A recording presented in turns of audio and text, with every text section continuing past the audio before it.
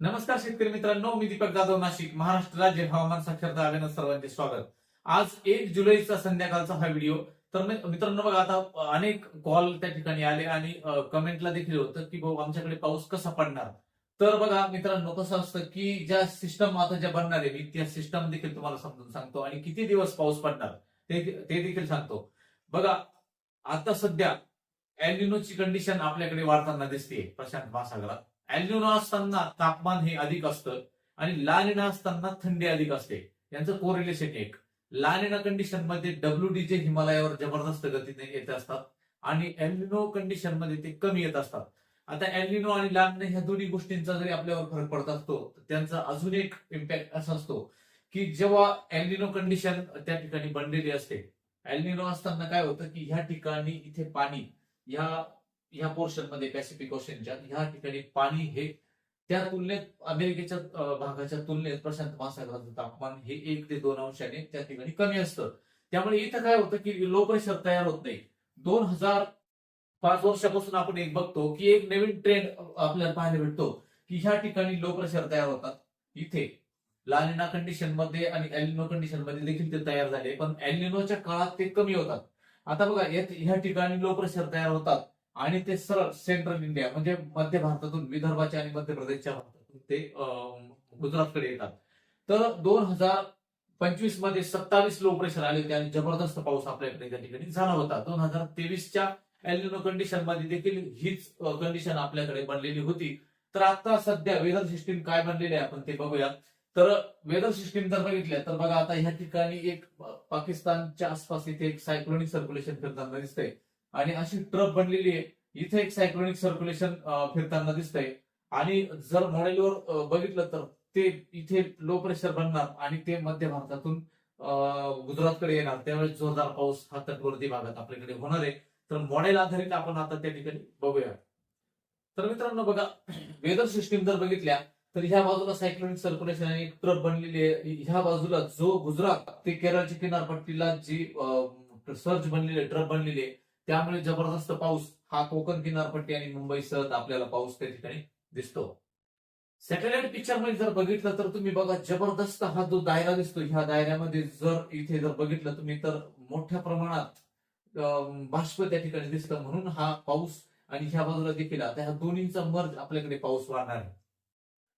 तर मित्रांनो, मागील 24 तासामध्ये जर पाऊस बघितला तर तुम्ही बघू शकता की मुंबईपासून ते गोव्यापर्यंत पाऊस हा 117 मिलीमीटर, 133, 70 मिलीमीटर, 90 मिलीमीटर, 72 मिलीमीटर म्हणजे तटवर्ती भागात, कोकणात जबरदस्त पाऊस त्या ठिकाणी होतोय आणि उत्तर भारतात पाऊस आहे आणि बाकीच्या विदर्भ आणि मराठवाड्याच्या भागात हा जो पाऊस दिसतो आपल्याला नागपूरच्या त्या बाजूला 99 मिलीमीटर किंवा 16-22 मिलीमीटर हा जो पावसाचं डिफिशियन्सी ही उत्तर महाराष्ट्रात सध्या डिफिशियंट मध्ये येतो पाऊस सध्या, परंतु तिथे आता पुढच्या काळात सिस्टम या ठिकाणी वाढताना दिसतात. जर तुम्ही 2 तारखेचं जर उद्या जर प्रिडक्शन बघितलं तर बघा मित्रांनो, जो चक्राकार परिस्थिती बघा, या ठिकाणी ही चक्राकार परिस्थिती फिरताना आपल्याला दिसते. बघा तुम्ही, ही चक्राकार परिस्थिती आहे. हे जे मॉडेलवरती आपल्याला ही चक्राकार परिस्थिती ही फिरताना दिसते, सायक्लोनिक सर्क्युलेशन. तर हे लो प्रेशर बनणार या ठिकाणी. त्यानंतर ते सरळ ह्या दिशेने पुढे चालणार बघा.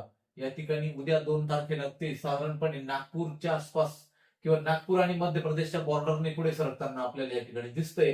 त्यावेळेस मात्र जी काही मुंबईची जी किनारपट्टी आहे, या बाजूला जी ट्रफ विकसित झाली, ही त्या ठिकाणी जोर मारणार आणि ह्या दोन्हींचा एकत्रित परिणाम हा विदर्भातूनही पावसाला सुरुवात होणार आणि पश्चिम घाटावरचे जे काही कोकणात सहित उत्तर महाराष्ट्र या ठिकाणी पावसाच्या दायरा त्या ठिकाणी 2 तारखेला आपल्याला वाढताना दिसतो. 3 तारखेला जर बघितलं तर बघा मित्रांनो, हा सायक्लोनिक सर्क्युलेशन हा जो फिरताना दिसतोय या भाग हा पुढे सरकतो. त्यानंतर तो मध्य प्रदेश आणि महाराष्ट्राची जी काही बॉर्डर आहे, जळगाव, अमरावती, अकोला आणि नागपूर क्रॉस करून तो उत्तर महाराष्ट्राच्या दिशेने आपल्याकडे सरकतो. त्या काळात कोकण किनारपट्टी आणि ह्या भागात देखील चांगल्या पावसाच्या शक्यता या 3 तारखेला बनलेल्या दिसतात. बघा, 4 तारखेला जर बघितलं तर तुम्ही मध्य प्रदेश आणि महाराष्ट्राची जी काही बॉर्डर आहे, त्यानंतर उत्तर महाराष्ट्र अगदी जर बघितलं बघा, धुळे, नंदुरबार, नाशिक, त्यानंतर पालघर, डहाणू, मुंबई हा संपूर्ण भाग या ठिकाणी हेवी स्पेल पाऊस हा 4 तारखेला दिसतो. लक्षात घ्या. म्हणजे ही जी सिस्टम आहे, मी तुम्हाला सांगतो की 2ला ती इकडे फॉर्म नागपूर करून होते, 3ला पुढे सरकते आणि 4 तारखेला मात्र ती नाशिक, धुळे, नंदुरबार, जळगाव यांच्यावर त्याचा फोकस असेल या जिल्ह्यांवरती. त्यामुळे जोरदार ते अतिजोरदार मुसळधार पाऊस त्या ठिकाणी हा 4 ते 5 तारखेला दिसतो. त्यानंतर मित्रांनो बघा पुढील सिस्टम देखील बघू. तर बघा मित्रांनो, ऑफशोर ट्रफ ही 6 तारखेनंतर विकसित होताना दिसते. ऑफशोर ट्रफ म्हणजे काय की दमदार नैऋत्य मोसमी वारे हा गुजरात ते केरळच्या किनारपट्टीला सतत पाऊस, जबरदस्त पाऊस चालू असतो, त्याला ऑफशोर ट्रफ असे म्हणतात. ते पश्चिम घाट आणि जर ती स्ट्रॉंग असेल तर पश्चिम घाट असेल अंदरुणी भागात देखील जास्त पाऊस देण्याची क्षमता त्याची असते. आता बघा आज 2 तारखेची रात्री देखील पावसाची शक्यता ही पश्चिम घाटावर दिसते. त्यानंतर पावसाची शक्यता ही कुठे कुठे असेल महाराष्ट्राच्या मॅपवर बघू आपण. बघा ह्या भागात तर ट्रफ विकसितच आहे. जोरदार पाऊस कोकणाच्या भागात चालू आहे, त्यामुळे पश्चिम घाटावर म्हणजे नाशिक पश्चिम, अहिल्यानगर पश्चिम, पुणे पश्चिम, सातारा, सांगली या भागामध्ये दमदार पावसाची शक्यता ही उद्यापासून बनताना दिसते. तर मात्र बघा इथे लो प्रेशर हा जो नागपूर ज्या ठिकाणी आहे इथे 2 तारखेला त्याचं आगमन होईल, कमी दाबाचा पट्टा. त्यानंतर हा कमी दाबाचा पट्टा पुढच्या बाजूला सरकतो. 3 तारखेला तो इथे येतो. त्यानंतर 4 तारखेला हे कमी दाब क्षेत्र ह्या बाजूला येतं आणि गुजरात आणि ह्या भागात ते मर्ज होताना दिसतं. त्यावेळेस मात्र हा जो भाग आहे ह्या भागामध्ये जोरदार पावसाच्या शक्यता नंदुरबार, धुळे, जळगाव, नाशिक, अहिल्यानगर, संभाजीनगर, बुलढाणा, अकोला, अमरावती, वर्धा, नागपूर, गोंदिया, चंद्रपूर, यवतमाळ, वाशिम, हिंगोली, परभणी, जालना, बीड या भागात दिसते. पावसाची डिफिशियन्सी या काळात थोडी सांगली, सातारा, कोल्हापूर, सोलापूर या भागात थोडी कमी दिसते. मात्र सिस्टम या बाजूला असल्यामुळे पावसाची शक्यता या ठिकाणी चांगली दिसते. त्यामुळे सर्वांनी एक लक्षात घ्या की उद्या जे सिस्टम आपल्याकडे फॉर्म होणार त्यामुळे राज्यातील पावसाचं प्रमाण हे हळूहळू वाढत चालणार आणि ते जो काही पाऊस आपल्याकडे वाढणार 2 पेक्षा 3 ला पाऊस वाढणार, 3 पेक्षा 4 तारखेला आणि 4 पेक्षा 5 तारखेला पाऊस हा वाढणार. त्यानंतर 6-7 तारखेपर्यंत पाऊस राहणार. त्या काळामध्ये ह्या भागामध्ये मात्र दमदार पाऊस होणार आहे. कदाचित नद्यांना काही पाणी आणि धरणात पाण्याचा साठा वाढण्याची शक्यता आहे. भंडारदरा साईडची एवढी वाढे तिकडे धरणामध्ये कलेक्शन पावसाचं सुरू झालंय. जे काही पश्चिम बाजूला जे काही घोटी इगतपुरी त्र्यंबकेश्वर पेठ सुरगाणा ह्या बाजूला देखील दमदार पावसाची सुरुवात ही झालेली आहे आणि हा पुढच्या 4-5 दिवसांमध्ये नक्कीच धरणामध्ये पाणी साठा वाढण्याची शक्यता ही आहे. सर्वांना चांगला पाऊस होईल. आजही आमच्याकडे 2 ते 3 तास झड स्वरूपाचा चांगला पाऊस झाला नाशिकच्या एका पट्ट्यामध्ये. परंतु जो दक्षिण बाजूचा पट्टा आहे सिन्नर किंवा निफाड तर हा पट्टा पाऊस नव्हता. तर आता जो अंदरुणी भाग आहे मधला जो जालना वगैरे छत्रपती संभाजीनगर, जालना ह्या भागात देखील त्याचा इम्पॅक्ट या सिस्टमचा पडणार आहे.